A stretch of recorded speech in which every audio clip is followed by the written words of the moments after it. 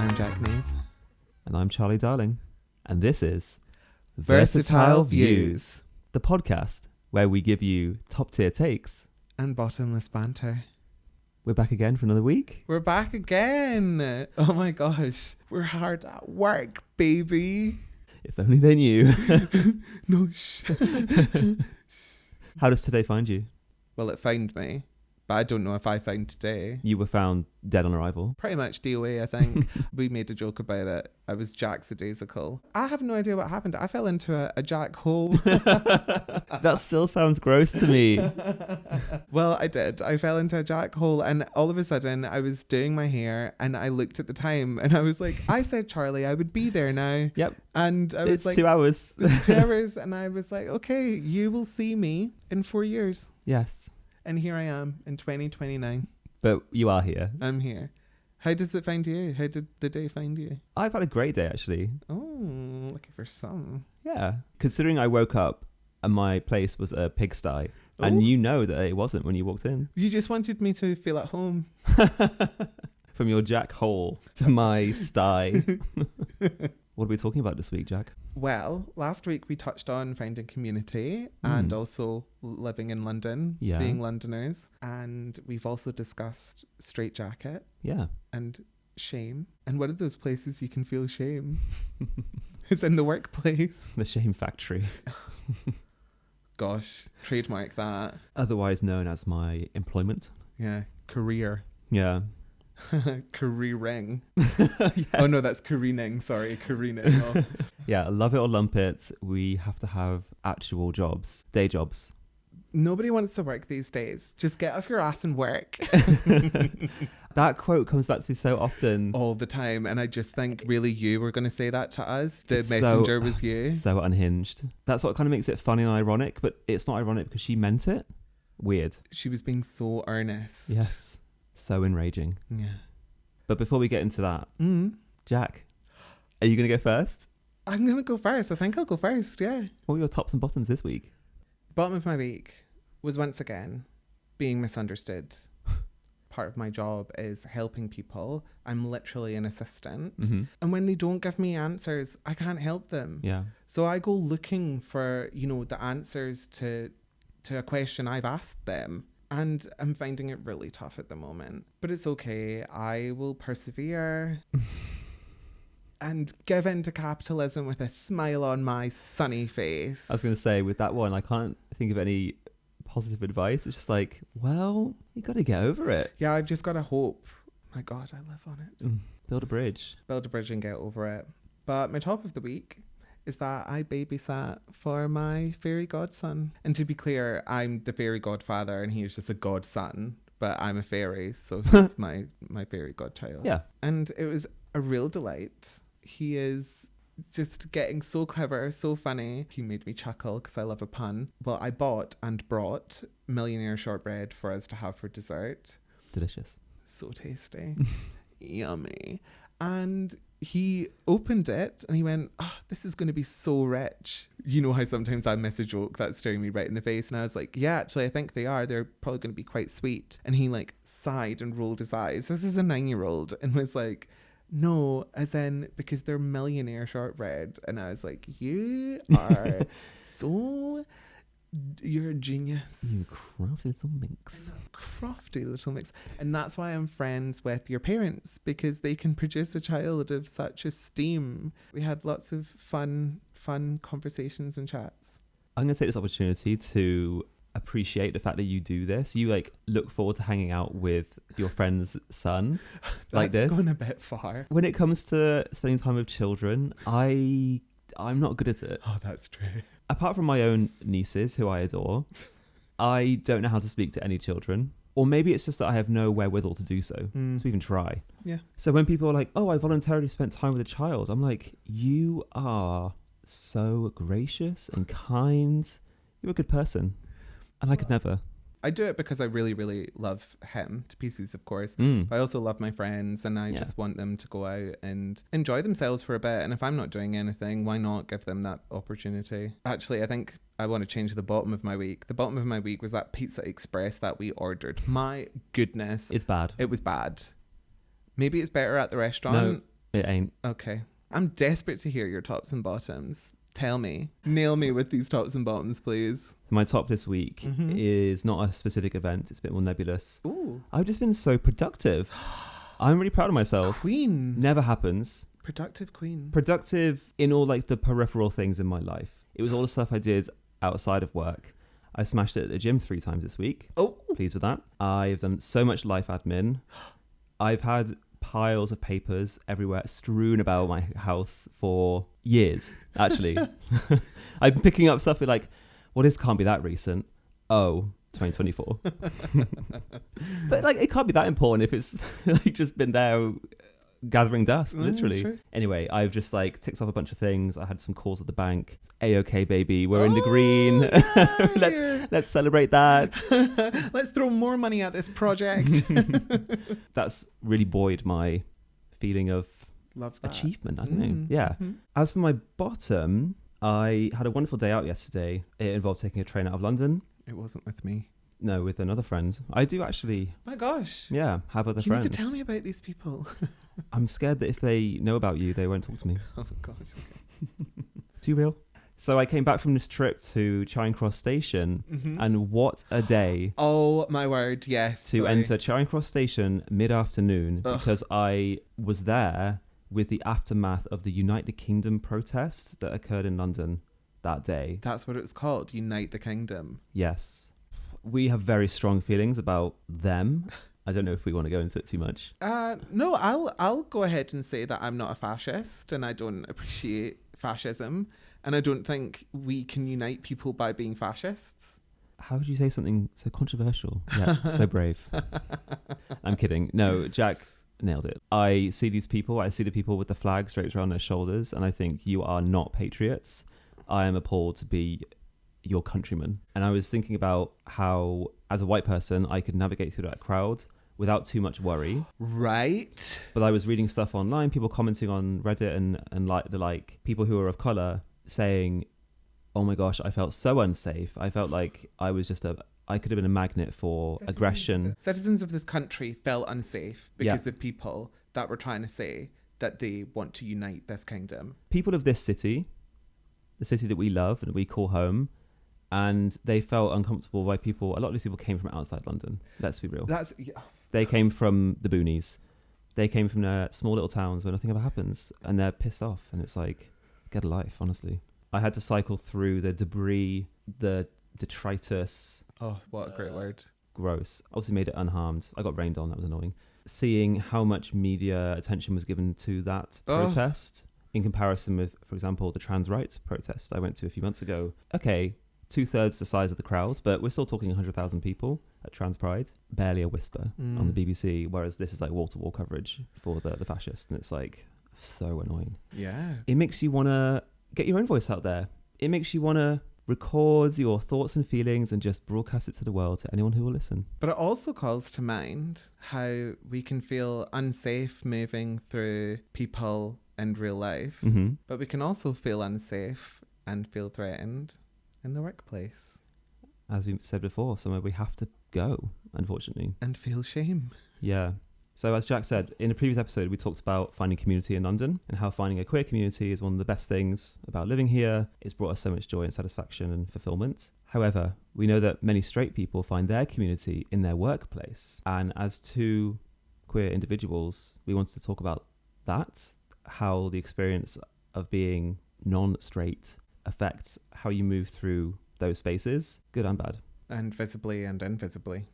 So I think it's important to give you context in terms of what we are talking about when we refer to our workplace. Yeah. Both of us, primarily through our mid to late 20s and currently, work in corporate environments. Yes. So imagine glass walls, little cubicles, hot desking with no personality allowed.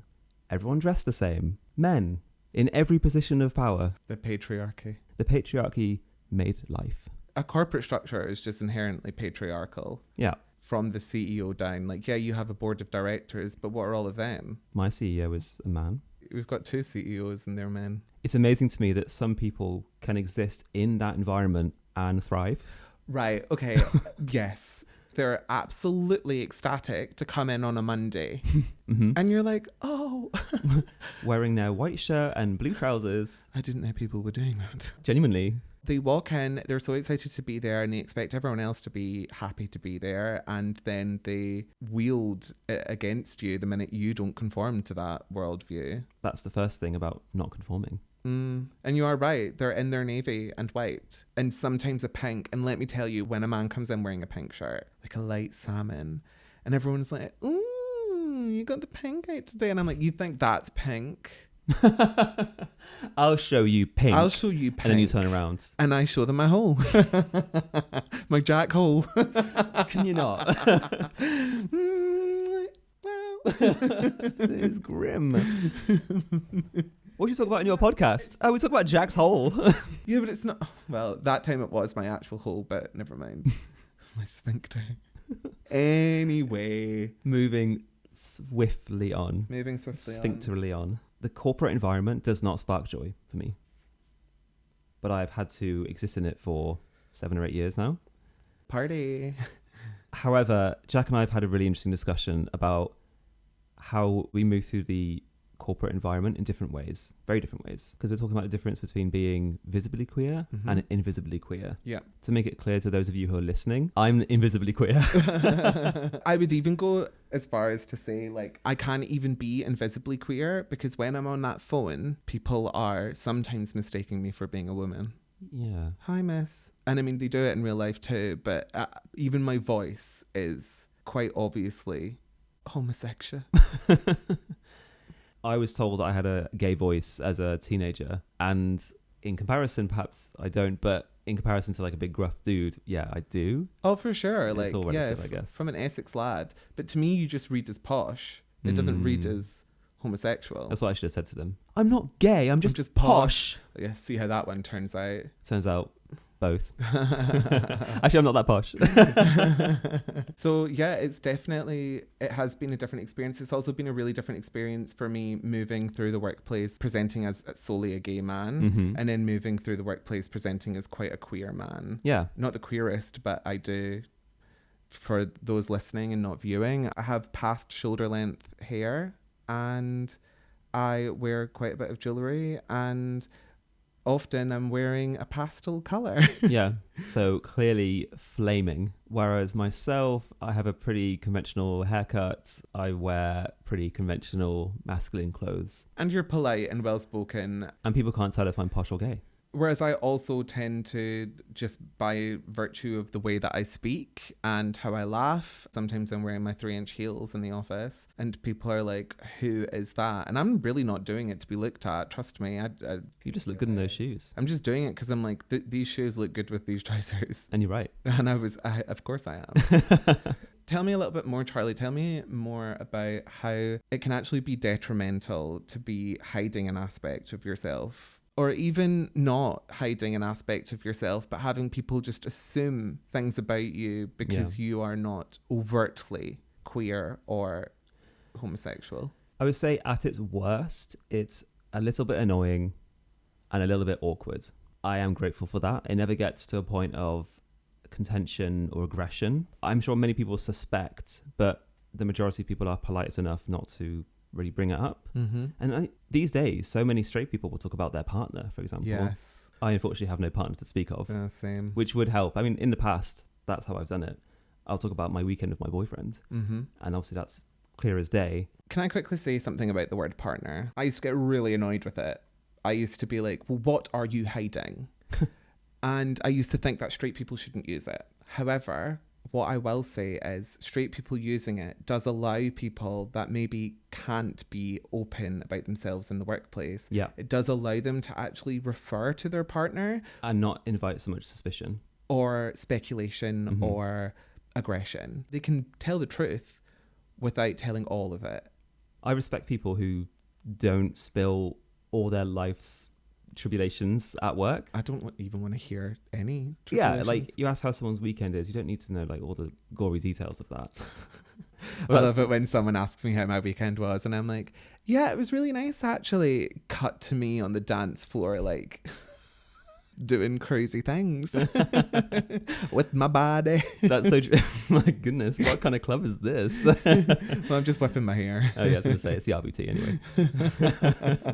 But that is so true. That's kind of a meme, isn't it? Like amongst the gays, like when people ask you about your weekends, and it's like, yeah, flashback to the dark room. Yeah, the dark room. Oh yeah, nothing big. Had a nice meal out. It wasn't big; it was huge. It can end up with you kind of having to come out constantly, which at this point in my life doesn't take a lot of energy. But you never know how someone's going to respond, because that's the thing, right? If they perceive you to be straight and then you surprise them by telling them the truth, they can actually materially change how they treat you. That's something that can only happen if you're invisibly queer. Yeah. Whereas if you're visibly queer, you're already getting that treatment immediately. It can mean you're kind of on the cusp of something worse, and you're like, should I go for it, or do I just hide myself? It can create a bit of anxiety in you every time you have this conversation. And it's not even like, oh, like all the gals in marketing, they're easy about it, I'll just like be myself with them. Like maybe not. Women can be just as homophobic as men. Sometimes I feel like women can be worse. Yeah, I had a funny experience once in my current job. We had the office radio on, and I was in control of the Spotify playlist. Big responsibility.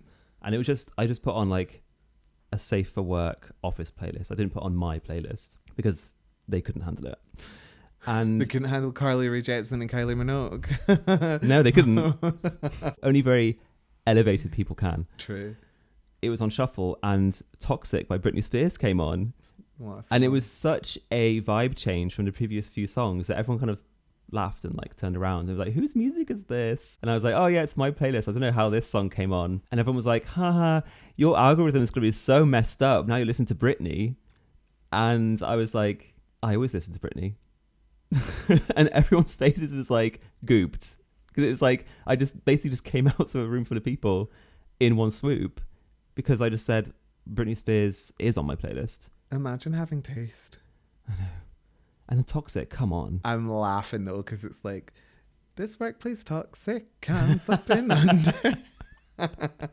You're like subliminally, you're like, let me see, not only are you straight, you're also stupid.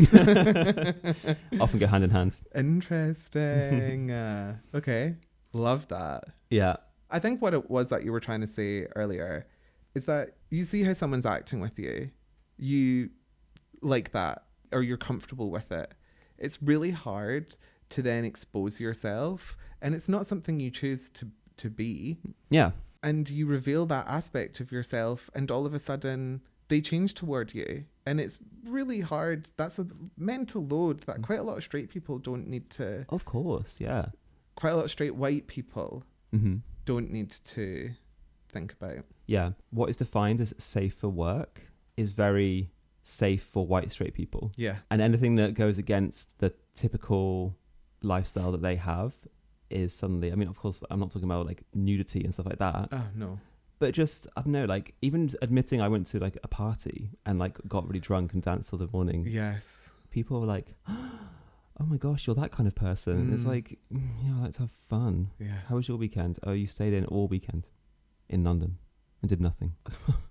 What are you doing here? Why live here? Yeah. I just wanted to touch back on the point I was making around how being invisibly queer adds a bit of a mental load to the workday. If you're a straight person, you can just turn up to work and be authentically yourself. You can just talk about your life completely unfiltered. Your partner, your children.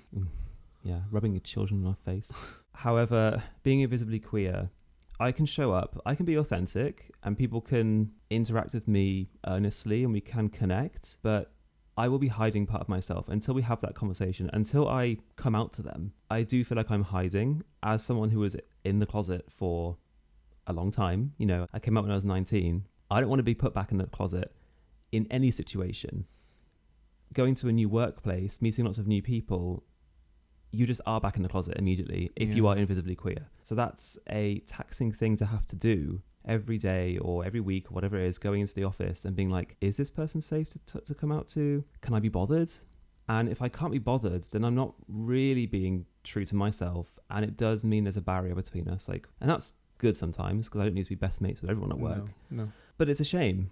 And it's just an extra thing to think about, and I don't want to be thinking about that stuff at work. I just want to go there and do my tasks and whatever. Yeah. And succeed and thrive and be respected for what I'm doing at work, really. Like, genuinely, that's all we really want, right? But we do have to deal with all this extra stuff, and it might not sound so terrible. And I think it's something you don't even realize you're carrying. Yeah. Until you have a discussion like this with other queer people. When you really sit down and think about it, because there's so many men that were like, I thought it would just be easier for me to stay in the closet. Mm-hmm. And the problem is sometimes it is. Yes. But it depends on the workplace. I'm sorry that happens to you. Oh, don't worry. It's all good. I was going to say, there's actually some benefits in a way to not conforming to how people might expect me to. Okay. So when people are doing like the fantasy football league, okay, and people look at me and be like, so Charlie, are you doing it? And I can be like, no. What an appalling suggestion. And that throws people for a loop a little bit. Gosh, yeah, men in their football. Yeah, it's just fun to dunk on popular things sometimes. Oh, I agree. Contrary Mary. As much as I'm playing the tiny violin for myself, to be visibly queer in the workplace is more of a challenge. I can acknowledge my own privilege in not having to deal with that mostly. Jack, I'd love to hear a bit more about your experience or some stories you've got from how it is to be visibly queer. Gosh, it's quite strange moving through life in two completely distinct looks. Yeah, I would say, because I used to be extremely, although it was like quite obvious that I was gay, it was purely because I had just quit dancing, so my posture was ridiculous. I was overly gesticulative. I still am. Can I just say, that is such a thing. A man with good posture reads as gay. Yeah. Oh, yeah. Yeah. Or posh. Yeah. It's crazy. So what we're discovering is that the world cannot tell the difference between gay and posh. Well, no, because so many American people think that every Englishman they ever meet is gay. And it's because they're posh. Crazy. So I've seen the two different ways people respond to me. I don't know if either one is better. What I've struggled with, both being visibly gay and then visibly queer, there is a distinction. But the thing I struggle with the most is trying to understand if when someone doesn't like me, is that because they know I'm gay or queer, or they just don't like me or what it is that I'm doing or how I work. Yeah. And it's very hard trying to navigate that and understand if what they're putting down is constructive and I need to change and learn from that and grow. Yeah. Or if it is just by virtue of the way I was born. Yeah. But it really does relate to the shame idea from Straight Jacket. Yeah. So I would sometimes interact with people and walk away from the exchange thinking, were they rude because I'm gay? Mm-hmm. Or were they rude because they thought I didn't understand or I was overzealous? Yeah.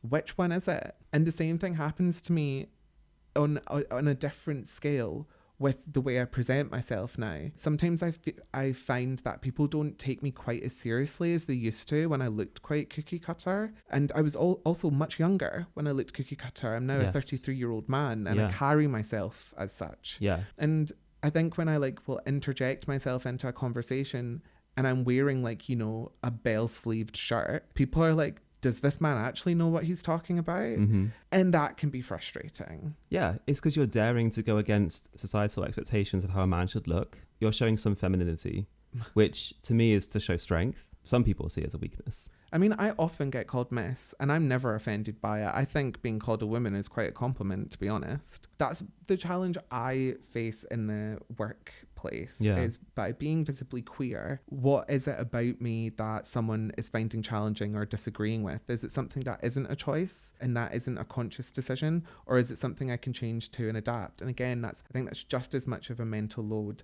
as someone trying to understand if being authentic themselves will change people's perception of them. I was going to say, the problem you describe is exacerbated because you piss off everyone wherever you go. Look, I literally do. But you watch it happen and it is... I know, I was only joking, but you took it so earnestly. No, it's a funny joke because it's true. True. But it's not always my fault though, is it? No, God no. Often often it isn't actually my fault. I wouldn't stand by you if it was always your fault. Exactly. I remember a time where I was like swearing like a sailor at a table, and this woman turned around and was like, can you stop that, because my sons are here? And I was like, oh yeah, sorry about that. And I turned around and all my friends were like, she's such a Karen, she's so rude. And I was like, no, actually, I think on this occasion, I'm going to allow this woman. She was right to do so. She had a point. I mean, keep your kids out my way, but yes. Whereas oftentimes I will just walk up to a front desk and I'll say to someone, hi, could you tell me where this is? And they're like, why? And I'm like, well, because your reception, surely that is your job. Yeah. I honestly don't have these experiences. And yeah, that's my privilege. God, I'm just a man. Ugh. Whereas I'm a what? Yeah, who knows? Gender unknown. You're a mythical Pokemon, baby. I was just about to say thank you so much. Meloetta. You give with one hand and you take it with the other. Before you can even react. Versatile. Oh my gosh, who are these? Whoa, okay, now it's not safe for work. There are some lewd hand gestures going on here. I would also argue that there's some positives to being visibly queer in the workplace. It's not all strife. Tell me. I'm open. For me, if I walk into a workplace and I see that there's someone visibly queer, I feel way more safe and at ease. Okay. And that's, of course, because I am a member of the LGBT community. But I think that does... Alphabet Mafia. I think that does extend to others. I think if there's like a gay man in the workplace, then maybe women feel a little bit safer, for example. Yeah. And you were describing how... But they shouldn't, because gay men are the worst. Well, yeah, exactly. Yes. I love those, it's like a TikTok of, it's like, oh, having a gay bestie, and he's just like, your outfit is trash. Someone said that there's a huge difference between a woman that's an ally and has all gay male friends and a woman that's an ally and has all lesbian friends. Oh. And the woman that's an ally and has all lesbian friends is going to be kind, caring, really, really like empathetic. We all know who the girl with the gay best friends is. She's a great time, but she's not there to help anyone. She needs help. Yeah, and the gays aren't giving it to her because we can't. Because we are trying to get with a guy in the gay club, and then she's there, and we're like, we'll go home. You really made that sound like that was your own perspective and experience. It's my perspective, and it's my experience because I see it happen all the time. It's like you go for drinks with your friends and you bring like one of your girlfriends, and then the drinks are getting kind of rowdy. You're like, we should take this to the club. And she's like, that sounds so fun. And you're like, not you. But we don't do that anymore. That's what we're talking about. That's why we describe ourselves as queer. We want to be in spaces that's welcoming. Yeah. Sorry, I just all of a sudden went from like 360 jokes a minute to being so earnest, but getting whiplash. We've got to take care of everyone in the community, gender identity and sexuality. And that's why I want queer spaces and not just gay man spaces. Gay man spaces. Yes. Moving on from gay men perpetuating misogyny and the patriarchy, have you found that people sometimes make you question their motivations for why they divulge things to you when you find yourself, and I perceive you to be straight passing? Yeah, definitely. It makes you question the perception people have of you. Yes. And that's a fascinating thing for me to consider. Because I rarely have to question it because they tell me. True. That's tea. Okay. I've got kind of a strange story. Tell me. At work, this colleague of mine who I didn't know very well invited me to lunch out of the blue. And he's not particularly senior or anything. He's just in a separate team. We have chatted a couple of times. He's like, oh, let's get lunch. Can I just say that would be so crazy to me if someone just walked up to me and was like, let's get lunch. I'd be like, can I see your police history? Yeah. Can I see your credentials? This colleague approached me. We got into the sandwich shop and the small talk was brief. He was just like, what political party did you vote for? Shut the front door. That is so loaded as well. I know. And I was like, you know what? I'm in this position and all I can be is honest. Oh, yes. And so I voted for a left-wing party. Yes. I mean, hopefully people would guess that. He did as well. So he must have in some way perceived me to be left-wing. Is that because he decided I was gay or heard I was gay? Yeah, maybe. I don't know. That's what I'm curious about.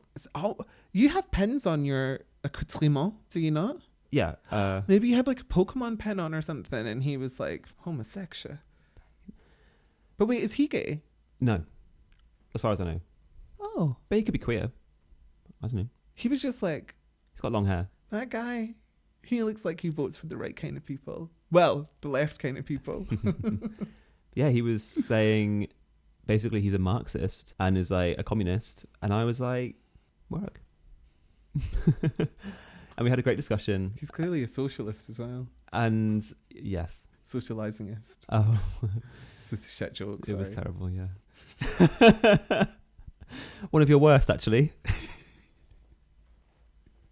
It wasn't my joke. I was just lying in it.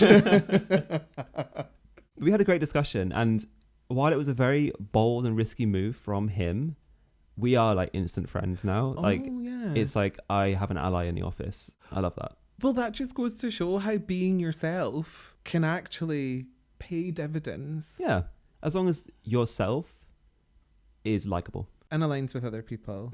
Yes, okay. Yeah. Maybe that's not such a great Okay. lesson then. Never mind. Although earlier we alluded to the fact that straight people find it easier to find community in the workplace by virtue of them being the majority usually. One thing that can be very empowering for all sorts of individuals, specifically in the corporate environment, sometimes because of your gender or your race or being differently abled or neurodivergent or queer, is an ERG or an employee resource group. And I just wondered, have you ever done any in your corporate life? Yes, I have. In my previous job, Mm-hmm. not in my current one. There's no such committee in my current job, which is kind of a shame. But in my previous company, which was quite large, there was an LGBT society. And I will admit I was reluctant to join it. Why? That company was very corporate. So I definitely felt intimidated to come out there so widely to like literally everyone at once, because I was invited to speak on National Coming Out Day at an event. Oh, okay. I remember at the time being like, this is terrifying. This is exactly why I should do it. And I did do it. And I remember feeling humiliated, actually.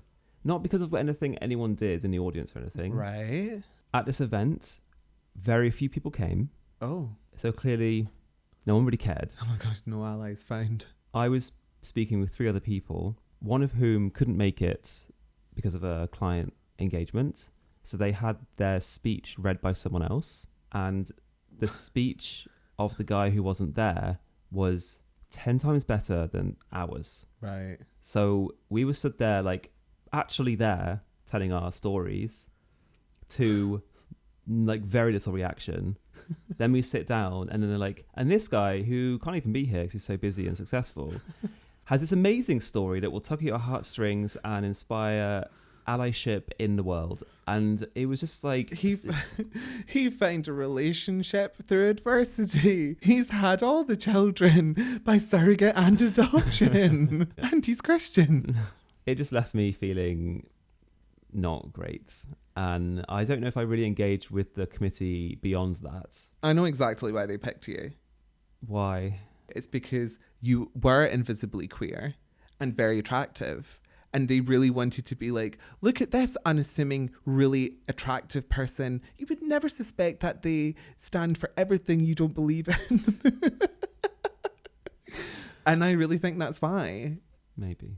But they should have been much more cognizant of who they were contrasting you against. And was it all gay men? No. Oh, okay, good. Because usually it is. I don't know about that. I can't speak to the motivations of the people involved. Well, I can. Well, you certainly have. Whether you can or not is immaterial, I suppose. I can't help but have a bit of a skeptical view of LGBT societies in companies, because I think they kind of use you sometimes. Yes. They use you for the diversity, and I didn't really feel championed, actually. So I kind of went out on a limb and was like, okay, I will join this and put my hands up and say, I'm gay. I was met with such a nooch. Thunderous silence. Kind of. And in a way, maybe that's good, because no one cares. Like, they're like, cool. Like, does you liking boys affect the reports you're creating in Power BI? No. So get out of here with that chat. Power BI. What's so funny? Power BI. Right. I use that every day, so I fail to see what's funny. Bisexual. No, I know. I get it. I just don't. Okay, I'm not amused. Because bisexual people aren't a joke.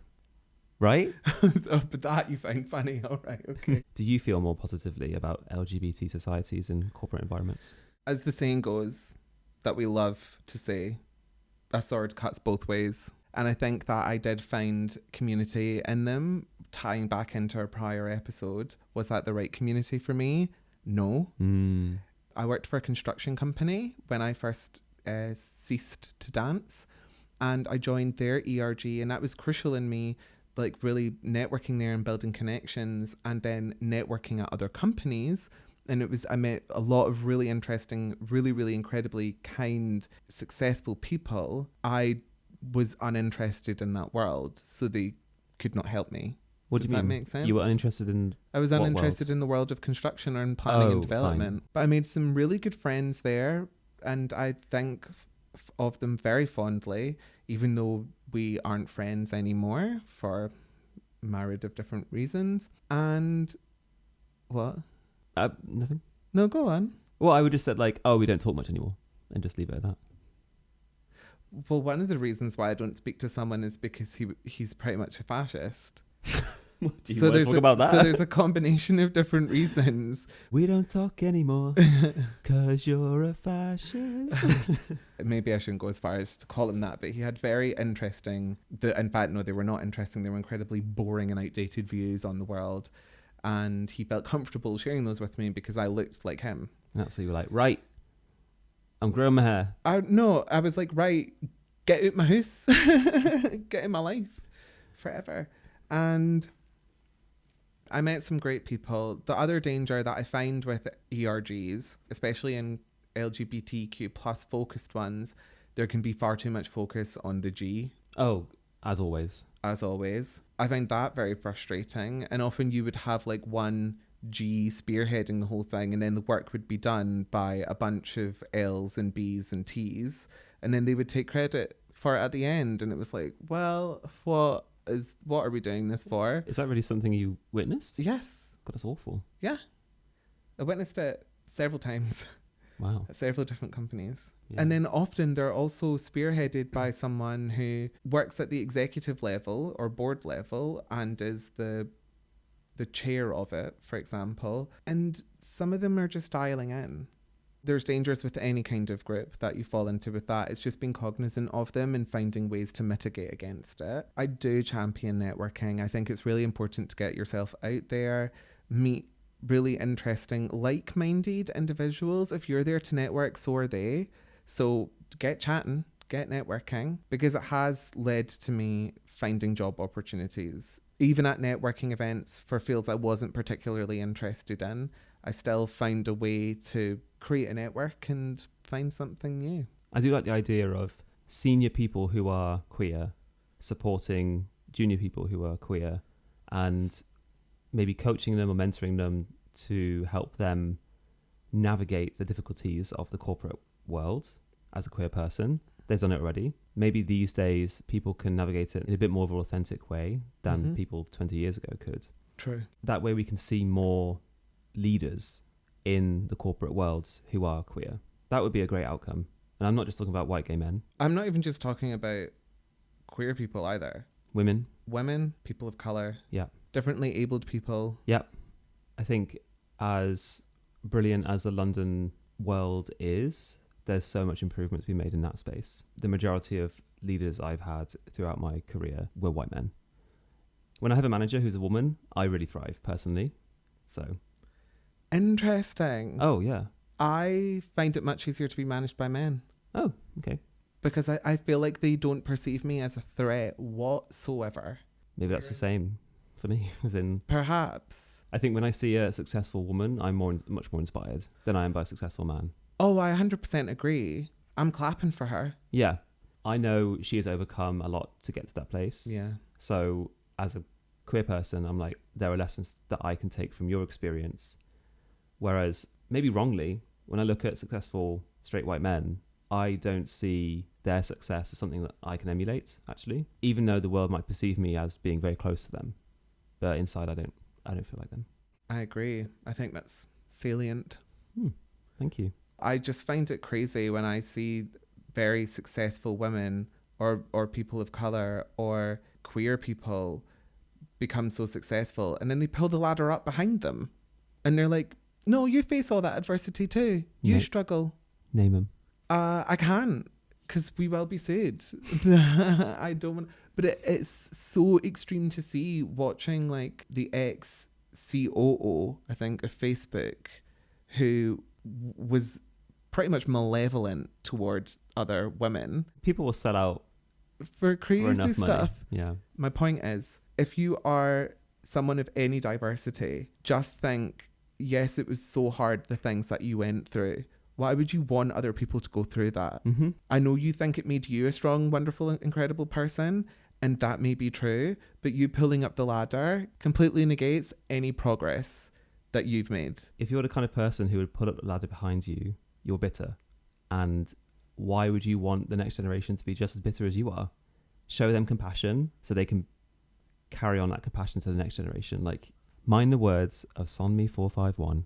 By each crime and every kindness, we birth our futures. And in the words of Alyssa Edwards, don't be bitter, just get better. So what do you think of those views? What do you make of those takes? Let us know in the comments. Like and subscribe. Find us on all the other platforms. Come watch us. Come listen to us. Bye, Zamanelli.